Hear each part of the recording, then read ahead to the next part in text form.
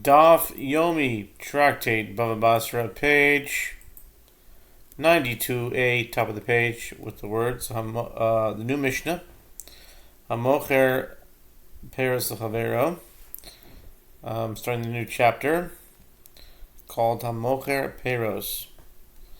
The Mishnah says, Hamocher Peros L'Chavero, Ve'uzara ano etzamechu, ואפילו זר פירשן אינו חייב באחרירוסון. רבי שמעון בן גמליאל אומר, זרעוני גינה שאין הנחלין חייב באחרירוסון.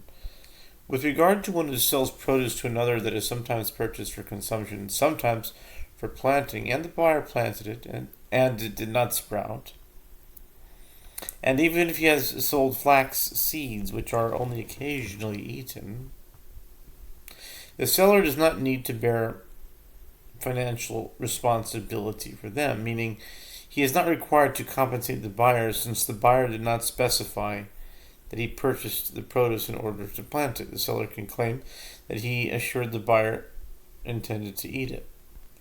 Rabban Shimon ben Gamliel says, if he has sold seeds for garden plants which are not eaten at all, then the seller bears financial responsibility for them, as they were certainly purchased for planting.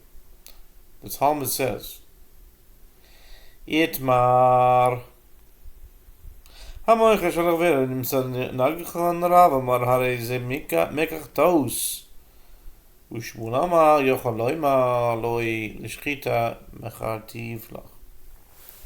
An Amoraic dispute was stated. The Talmud says that an Amoraic dispute, Itmar, we learned, was stated with regard to one who sells an ox. One who sells an ox to another, and the ox is found to be one that habitually gores. Rav says this is a mistaken transaction, since the buyer can claim that he bought the ox specifically for labor, and an ox that gores is not suitable for this function. Therefore, the seller must take back the ox and reimburse the buyer. And Shmuel says the sale is not voided, as the seller could say to him, I sold it to you for slaughter, and the fact that it gores is immaterial.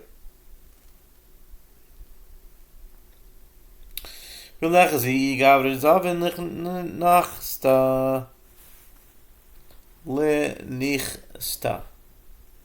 Lenichsta I laridia. Laridia begav lezav lahachi.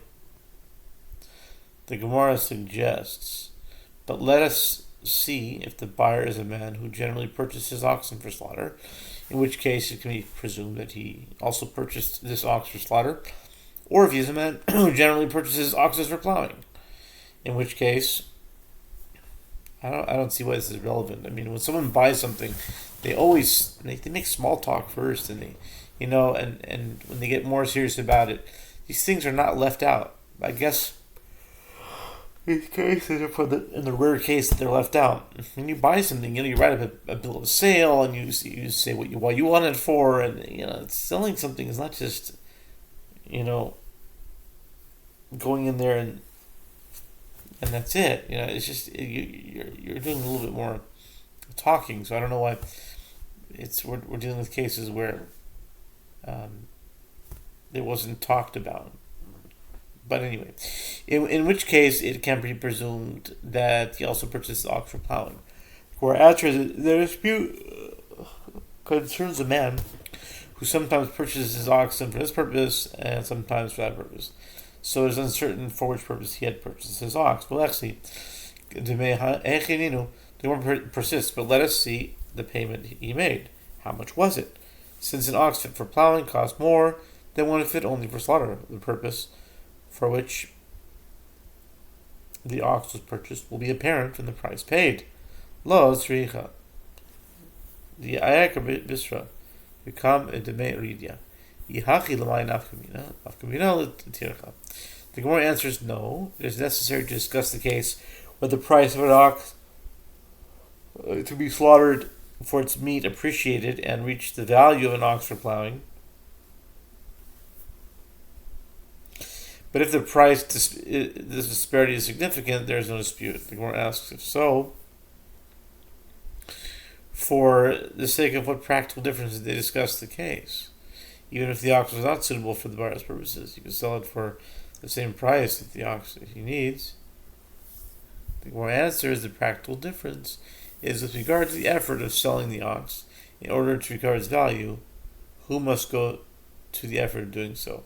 Heichidami, the Gemara clarifies, what are the circumstances of the case under discussion?